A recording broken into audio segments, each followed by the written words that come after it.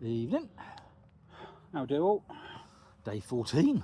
Country 9 still, because, you know, we're backtracking now. Yeah, although to be fair, it does feel like Country 10 because we seem to have... We travelled far enough to get here, to be honest with you. Jesus Christ, that was a long old day.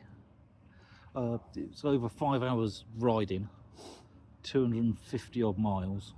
And temperatures ranged between, I shit you not, 27 and 32. So It was hot. so hot. Even when you stopped, it just was... It's just so hot. But, you know, we're here. So we Nice are fun. at a little campsite just outside of Trento in the Dolomite region of Italy. So it's sort of like the Southern Alps, really. Called the Dolomites. It is beautiful. It's beautiful there. It is, well, as you've seen the video of the lake and everything, which obviously we can't even see from there. Well, if I had a really good trampoline or a pogo stick. Yeah. Or a ladder.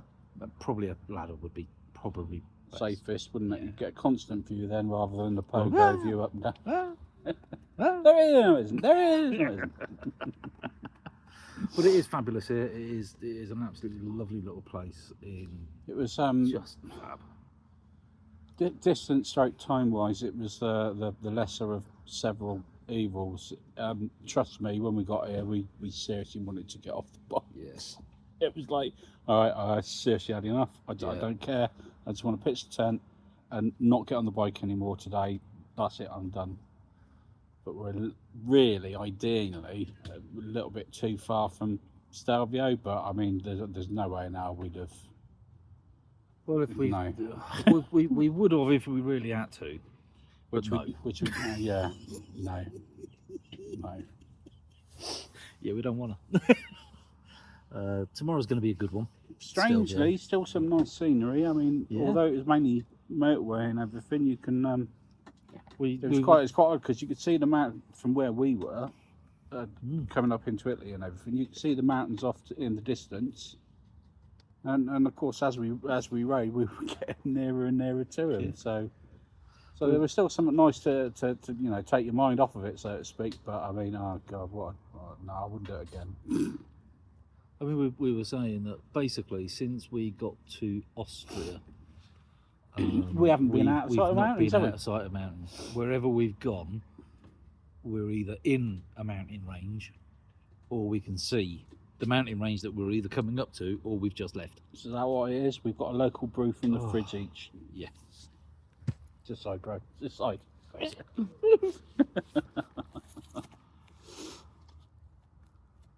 But oh man. What a day. They do a Radler beer over here as well, which is a light lager. So I suppose Bud Light would be our, or you know, Corona, that sort of light beer. But they add lemon to it, and you think to yourself, oh my god, that sounds disgusting. And I don't know, it must be because of the weather and everything, but honestly, it is so light and refreshing. We've already had one of those each as well. But yeah, it's lovely and light and refreshing, isn't it? It is. Hang on, 1 second. So when we turned up here, you were given a map, and oh yeah, every pitch is marked, and it is. It is. Once you know where the markings are, which took 10 minutes. Anyway, and even then, when we found them, we still couldn't work out where we were on the map. Well, this is 80, so I can't work out where 67 is. So there's a couple that have just turned up and they're looking around very confused. So I just went. So bro wanted to be the hero. No, I wanted to be a nice man. Did you ever know that you're my hero and everything I ever wanted to be?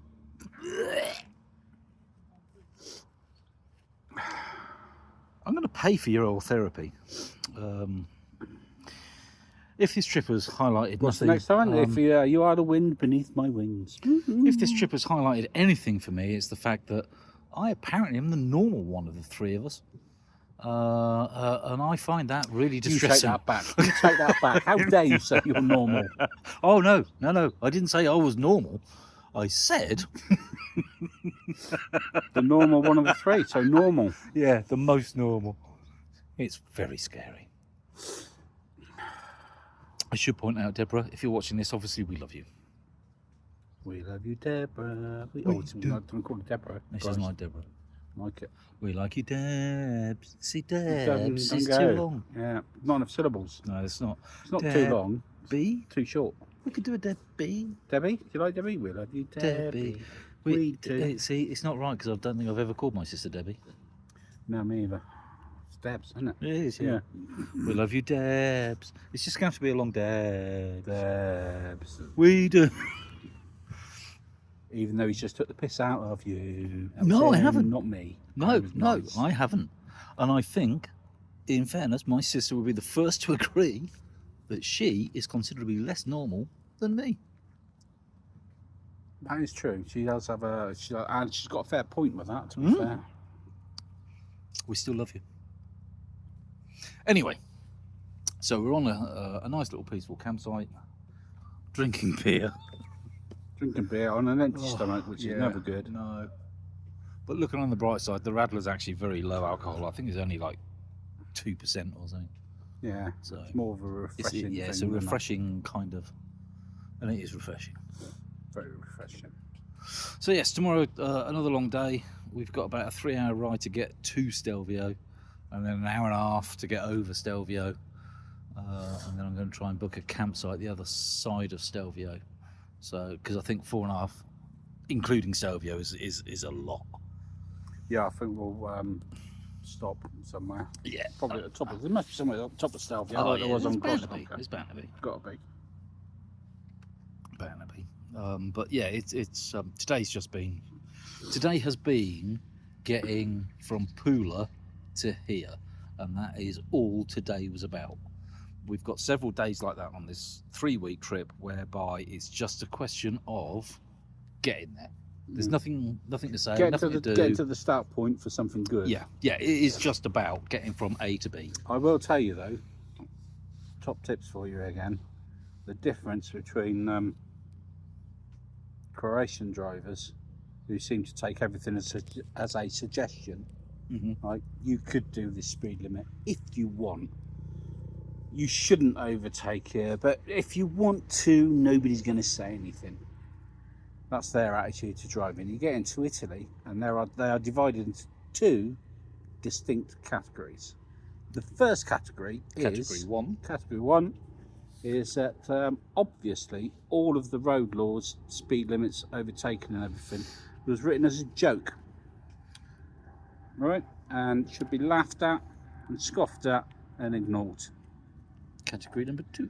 Category number 2 is they were written on purpose specifically to piss me off, and I shall not only vehemently ignore them, but be very aggressive and abusive about it at the same time and nearly kill everyone that I overtake, just because I'm so angry.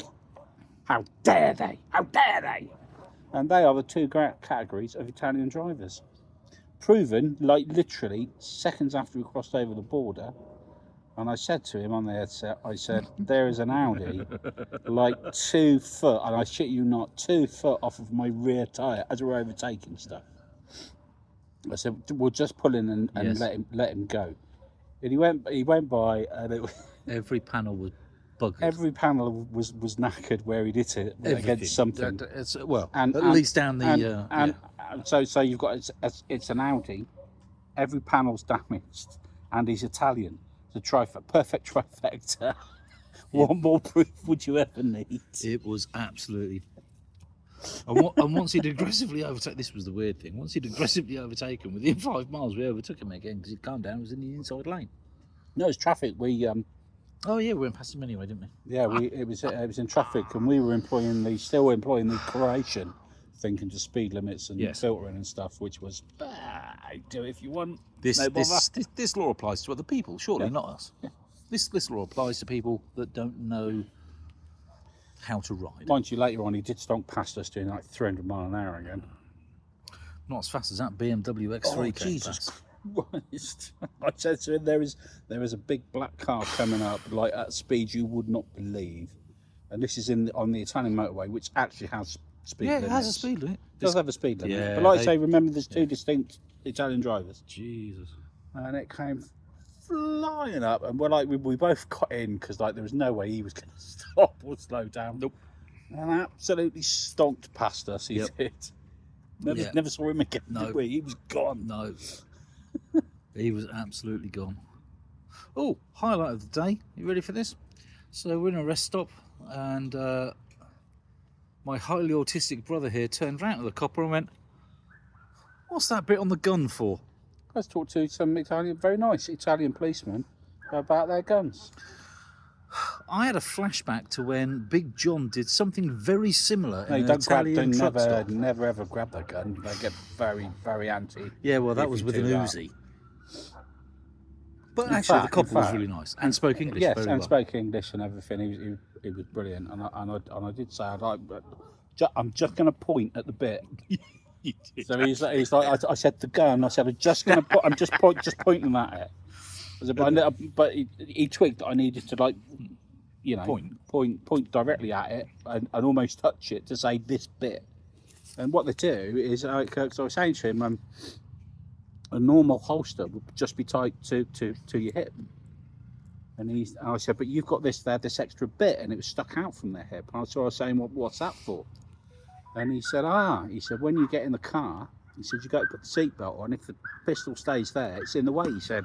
And he twisted it, and it twists the gun round. Rotates it 90 degrees. Yeah, so you can put the seatbelt on and everything. And I'm like, that's brilliant. That's Still keeps idea. the gun exactly where it should be, gives you more room, more comfort, and ease of access to the aforementioned gun should you need it. I must admit, the conversation went a lot better than the previous conversation I had last time I was in Italy and spoke to him about his gun. In fact, I didn't even speak to him about his gun. I said to him, I was when I was driving, we were weekended out. I'm pleased about this because the last time you were in Italy was with me a week ago. Yeah. And we were at the services when we were staying there, and I'm like, it's where we've been weekended out. We'd gone over to bits and bobs. And anyway, we were walking back to the truck, and there was 2 policemen in front of us, and they're all armed in Italy, just with pistols, usually. And I said, I can't even remember who I was with, probably Terry Holcomb, and I just nudged him and I pointed. But he'd been watching me when we'd been walking round, I presume because I looked like a criminal, who knows. And when we were walking over he started walking over the bridge to get to the other side of the motorway, and me and Terry started walking over the bridge because that's where we were parked, but the services were on one side only. And I think he thought we were following him for nefarious purposes. And I said something to Terry about their gun, and like straight, because they've got a little leather tab over them that pops down and to keep all the gun in there, and the hammer not cocked, so it's all safe whilst it's in the holster. And I just casually mentioned something about his gun. Not even, we were just like chatting, just normally, because it never even entered our heads that we were being, And I said something about his gun, and literally as soon as the words were out of my mouth, the copper in front slowed down and just unpopped that safety thing on the holster, and then just had his hand on his gun. And Terry looked at me and he went, I think we ought to stop here for a minute, Mick. And I'm like, nah, it'll be all right. When you go to an airport. Yeah, so that was, went better than that conversation anyway. You're not supposed to use the B word. You're not supposed to go, bugger. Yeah. Brown hair. Don't fly with this idiot because he's going to. You just know he's going to. Just don't do it. Anyway, that's 13, nearly 14 minutes. Jesus. Yeah, and we've done call apart from right here. I know. Right. Have fun, everybody. No, it's potatoes. Laters. Bye.